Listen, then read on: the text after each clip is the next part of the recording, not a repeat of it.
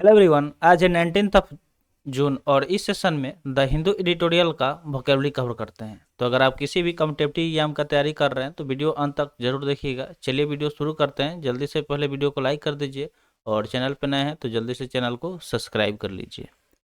तो चलिए देखते हैं आज का वर्ड। साथ में पेन पेपर लेके बैठ जाइए और जो भी वर्ड कवर कराया जा रहा है ये काफ़ी इंपॉर्टेंट वर्ड है तो इसे नोट भी करते रहिएगा। तो सबसे पहला वर्ड दिया गया है डिसीज्ड। अगर डिसीज्ड की बात करें तो यहाँ पे एक नाउन की तरह काम कर रहा है। तो वर्ड के साथ साथ हम लोग ये भी देखेंगे कि ये कौन सा पार्ट्स ऑफ स्पीच है, ठीक है, क्योंकि बहुत सारे एग्जाम में डायरेक्टली क्वेश्चन बन जाता है पार्ट्स ऑफ स्पीच से। तो इसलिए साथ में हम लोग देखते चलेंगे कि ये कौन सा पार्ट्स ऑफ स्पीच है। तो यहाँ पे नाउन की तरह काम कर रहा है। अगर इसके मीनिंग की बात करें तो इसका मीनिंग होता है the recently dead person in question. मान लीजिए कि अगर कोई क्वेश्चन पूछा जा रहा है किसी से या फिर किसी का बात हो रहा है तो किस जिसके बारे में बात हो रहा है जो हाल ही में डेथ किया गया, ठीक है, जो हाल ही में डेथ किया गया उसके जिसके बारे में बात हो रहा है उसको डिसीज बोलेंगे। क्या बोलेंगे? डिसीज बोलेंगे, यानी कि मृत।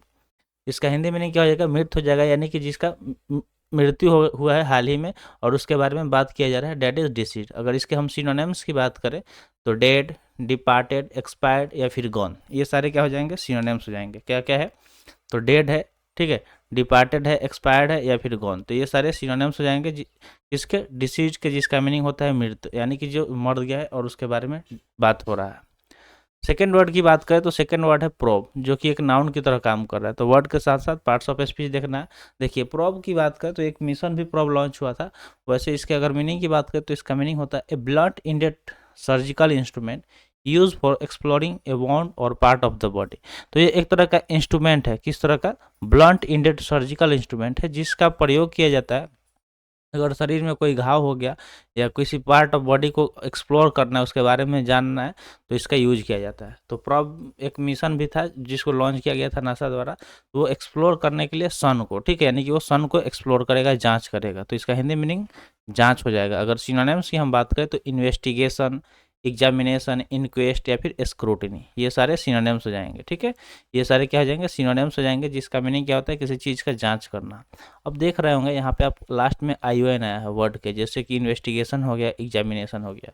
तो ION की बात करें तो एक नाउन सफिक्स होता है। ये क्या होता है? एक नाउन सफिक्स होता है। नाउन सफिक्स यानी कि जब वर्ड के लास्ट में आएगा तो वो वर्ड नाउन की तरफ बिहेव करेगा। तो यहाँ पे देख सकते हैं पिक्चर में भी कि एक जिस मिशन के हम बारे में बात कर रहे थे जो सन को एक्सप्लोर करेगा, वो प्रोब मिशन था। तो वही पिक्चर यहाँ पे इंसर्ट कर दिया ताकि आप इसको इजीली समझ पाए। थर्ड वर्ड दिया गया है डिक्लेयर्ड। डिक्लेयर्ड की बात करें तो एक एडजेक्टिव की तरह काम करता है। जैसे आप सुनते होंगे कि जब कोई आप एग्जाम देते हैं तो रिजल्ट डिक्लेयर कर दिया जाता है। तो डिक्लेयर मतलब क्या होता है? डिक्लेयर मतलब होता है ओपनली और फॉर्मली असर्टेड और अनाउंस, यानी कि जो ओपनली या फिर फॉर्मली यानी कि औपचारिक तरीके से किसी चीज़ को असर्ट कर देना या फिर अनाउंस कर देना। तो अनाउंस मतलब क्या होता है? घोषणा करना। तो रिजल्ट का घोषित कर दिया जाता है, ठीक है। तो जो आपको बताया वो समझ में आ गया होगा। तो घोषित इसका हिंदी मीनिंग हो जाएगा। सिनोनिम्स की बात करें तो प्रोक्लेम, अनाउंस, स्टेट या फिर कम्युनिकेट, ये सारे सिनोनिम्स हो जाएंगे, ठीक है। प्रोक्लेम हो गया, अनाउंस हो गया, स्टेट हो गया या फिर कम्युनिकेट हो गया, ये सारे सिनोनिम्स हो गया डिक्लेयर के, जिसका मीनिंग होता है घोषित करना किसी चीज़ को। फोर्थ वर्ड आपके सामने है, वर्ड है सस्पेंशन। सस्पेंशन यहाँ पे नाउन की तरह काम कर रहा है क्योंकि लास्ट में ION आया है और अभी थोड़ा देर पहले ही आपको बताया था कि ION क्या है? एक नाउन सफिक्स है, इसलिए एक नाउन की तरह बिहेव कर रहा है।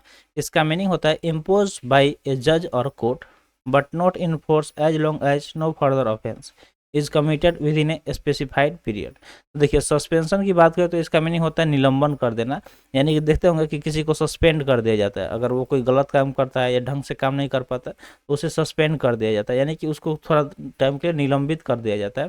तो ये वही इसका मीनिंग होगा कि इम्पोज बाय ए जज और कोर्ट, किसी जज या कोर्ट द्वारा इम्पोज किया जाएगा लेकिन इन्फोर्स नहीं किया जाएगा as long as further offence is committed within a specified period. तो इसका हिंदी मीनिंग निलंबन हो गया। सिनोनिम्स की हम बात करें तो एडजॉर्नमेंट, इंटरप्शन, डिले या फिर स्टे, ये सारे सिनोनिम्स हो जाएंगे, ठीक है।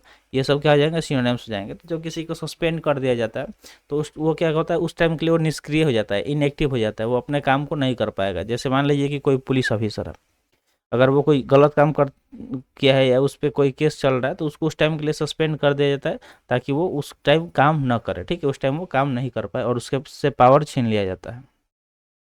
अगले वर्ड की बात करें तो अगला वर्ड आपके सामने है, वर्ड है विक्टिम। विक्टिम की बात करें तो एक नाउन की तरह काम कर रहा है जिसका मीनिंग होता है कि कोई भी एक पर्सन, ठीक है, पर्सन हार्म, इंजर्ड और killed as a result of crime accident और द अदर एक इवेंट और एक्शन, ठीक है, कोई इवेंट हुआ या फिर एक्शन, तो जिसमें किसी के साथ क्राइम होता है या किसी को चोट पहुंचाया जाता है, जिसको चोट पहुंचा होता है या फिर जिस जो मतलब घायल हुआ होता है या फिर जिसकी जान जाती है किसी क्राइम में या किसी एक्सीडेंट में, उसको ही विक्टिम बोला जाता है। क्या बोला जाता है? विक्टिम बोला जाता है। अगर इसके हिंदी मीनिंग की बात करें तो इसका हिंदी मीनिंग शिकार हो जाता है। अगर सिनोनिम्स की बात करें तो सफरर, कैजुअलिटी, फैटेलिटी या फिर लूजर। सफरर, कैजुअलिटी, फैटेलिटी या फिर लूजर, ये सारे सिनोनिम्स हो जाएंगे, ठीक है। यहाँ पे एक और आप सिनोनिम्स देख पा रहे होंगे, सॉरी, ये सफिक्स आई टी वाई यहाँ पे आया फर्टिलिटी में, तो जब भी वर्ड क्लास में आई टी वाई दिखे वो वर्ड नाउन की तरह काम कर देगा, ये भी आपको नोट कर लेना है। चलिए होमवर्क का बात कर लेते हैं। तो सबसे पहले आप अपने गोल को कमेंट सेक्शन में कमेंट कीजिए कि आप किस एग्जाम का प्रिपरेशन कर रहे हैं, ठीक है। अब चलिए होमवर्क के बारे में हम आपको बता दें। तो होमवर्क पे आपको करना ये होता है कि जो भी वर्ड आप यहाँ पे सीख रहे हैं इससे कोशिश कीजिए सेंटेंस बनाने का। सेंटेंस बनाने से आपका इंग्लिश इंप्रूवमेंट होगा, ठीक है, और बहुत जल्दी आपको सारे वर्ड याद हो जाएंगे। रट्टा नहीं मारना होगा, क्योंकि आप समझेंगे तभी तो सेंटेंस बनाएंगे, और समझने से जो चीज़ याद होती है वो कभी आप भूल नहीं पाते हैं। तो ये काम आपको बिल्कुल करना है। नेक्स्ट वर्ड की तरफ चलते हैं। अगले वर्ड की बात करें तो अगला वर्ड आपके सामने है, वर्ड है कस्टडी। कस्टडी आप देखे होंगे मूवी वगैरह में कि जब किसी को अदालत में खड़ा किया जाता है तो जो वो कटघेरा होता है, ठीक है, उसको ही कस्टडी बोला जाता है। तो कस्टडी यहाँ पे नाउन की तरह काम कर रहा है, जिसका मीनिंग होता है रिलेटिंग टू और रिक्वायरिंग इम्प्रिजनमेंट, ठीक है, यानी कि इसका हिंदी मीनिंग हिरासत में हो जाता है। कस्टडी में लेना, किसी को हिरासत में ले लेना, यानी कि जेल में पकड़ लेना, या फिर मतलब जो पुलिस होती है या फिर जो अपने देश का नियम कानून है तो वो अपने अंडर में जिसको ले लेता है उसको कस्टडी बोला जाता है। सिनोनिम्स की बात करें तो केयरफुल, डिफेंसिव, जिलियस या फिर पॉजिटिव, ये सारे सिनोनिम्स हो सकते हैं, ठीक है, ये सारे सिनोनिम्स हो सकते हैं इस वर्ड के। अगला वर्ड दिया गया वर्ड है क्लेम्ड। क्लेम्ड की बात करें तो एक वर्ब की तरह काम कर रहा है, जिसका मीनिंग होता है स्टेट और assert that something is the case typically without providing evidence और प्रूफ। यानी कि स्टेट मतलब क्या होता है? कहना किसी चीज़ को, या एजर्ट करना यानी कि दावा करना किसी चीज़ पे बिना किसी प्रूफ के या एविडेंस के, यानी कि सबूत के, उसको बोलते हैं क्लेम्ड, यानी कि दावा करना। इसका हिंदी मीनिंग हो जाएगा। सिनोनिम्स की बात करें तो डिमांड, रिक्वायर, एग्जैक्ट या फिर असर्ट, ये सारे सिनोनिम्स हो जाएंगे। डिमांड, रिक्वायर, एग्जैक्ट या फिर असर्ट, ये सारे सिनोनिम्स हो जाएंगे। जैसे आप इसको सिंपली याद कर सकते हैं इससे रिलेट करके, कि जैसे आप कोई भी अगर ऑनलाइन ट्रांसफ़र,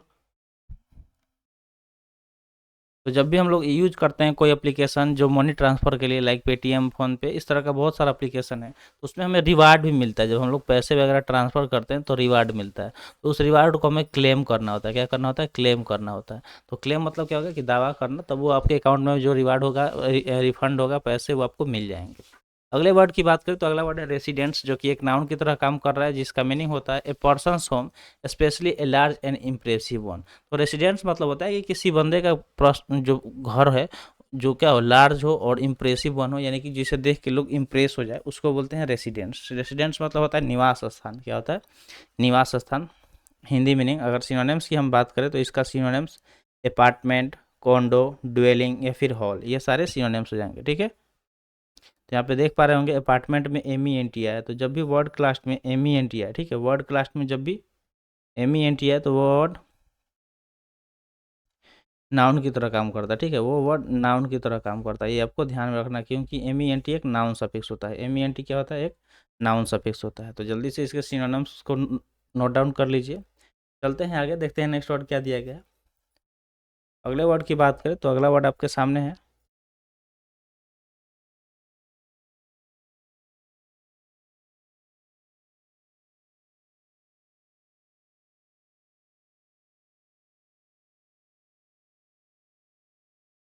वर्ड है स्कम्ड। स्कम्ड की बात करें तो यहाँ पे एक वर्ब की तरह काम कर रहा है। यहाँ पे एक वर्ब की तरह काम कर रहा है। अगर इसके मीनिंग की बात करें तो इसका मीनिंग हो जाएगा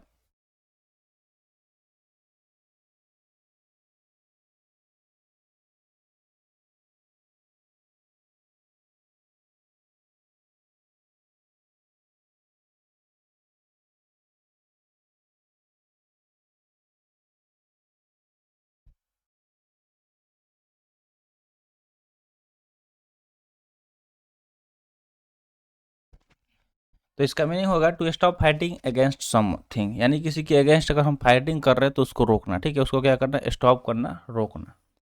तो स्काउंट यहाँ पे एक वर्ब की तरह हो गया, जिसका मीनिंग होता है हार मान लेना। अगर मान लीजिए कि आप किसी से फाइट कर रहे हैं तो उसको क्या करना, रोक देना, हार मान जाना। ठीक है। सिनोनिम्स की हम बात करें तो एल्ड हो जाएगा, सबमिट हो जाएगा, सरेंडर हो जाएगा, या फिर कैप्टुलेट हो जाएगा। ये सारे क्या हो जाएंगे, सिनोनिम्स हो जाएंगे। ठीक है, ये सारे सिनोनिम्स हो जाएंगे। यहाँ पे आप पिक्चर भी देख सकते हैं, तो वर्ड को जल्दी से नोट डाउन कर लीजिए। आई होप आप इसे नोट डाउन कर लिए होंगे। तो चलिए बढ़ते हैं नेक्स्ट वर्ड की तरफ। नेक्स्ट वर्ड है मोलेस्टेशन, जो कि एक नाउन की तरह काम कर रहा है। मोलेस्टेशन यहाँ पे एक नाउन की तरह काम कर रहा है, क्योंकि लास्ट में ION आया है, तो ION वाले वर्ड नाउन हो जाते हैं। अगर इसके मीनिंग की बात करें तो इसका मीनिंग होता है सेक्सुअल एजॉल्ट और abuse of a person specially a child, यानी कि किसी को सेक्सुअली एजॉल्ट करना, ठीक है, या एब्यूज करना या परेशान करना किसी पर्सन को, स्पेशली किसी एक बच्चे को, डेट इज मोलेस्टेशन। तो मोलेस्टेशन मतलब होता है छेड़छाड़ करना किसी को। जैसे आप देखते होंगे कि जो छोटे छोटे बच्चे होते हैं उसे लोग छेड़छाड़ करते हैं, उसे मोलेस्ट करते हैं, तंग करते हैं, परेशान करते हैं, तो उसको ही मोलेस्टेशन बोला जाता है। अगर सिनोनिम्स की बात करें तो एग्रावेशन, एडो, एनोयंस या फिर एंजाइटी, ये सारे सिनोनिम्स जाएंगे। एग्रावेशन, एडो, एनोयंस या फिर एंजाइटी, ये सारे सिनोनिम्स हो जाएंगे मोलेस्टेशन के, जिसका मीनिंग होता है छेड़छाड़। क्या होता है, छेड़छाड़ करना। तो आई होप आपको वर्ड समझ में आ गया होगा। तो आज के लिए इतना ही। चलिए अब अनअकैडमी के बारे में डिस्कस कर लेते हैं। तो एक बहुत अच्छा प्लेटफॉर्म है, अगर आप इसका सब्सक्रिप्शन लेना चाहते हैं किसी भी कॉम्पिटिटिव एग्जाम के लिए, तो आप ये वाला रेफरल कोड अप्लाई करके मैक्सिमम डिस्काउंट पा सकते हैं। तो जल्दी से जाके सब्सक्रिप्शन लेके एक सिस्टमेटिक वे में तैयारी करना शुरू कर दीजिए। तो आज के लिए इतना ही। आज का सेशन यहीं पर समाप्त हुआ। सेशन कैसा लगा कमेंट सेशन में ज़रूर बताइएगा। तो मिलते हैं फिर अगले वीडियो में। Thanks for watching. जय हिंद।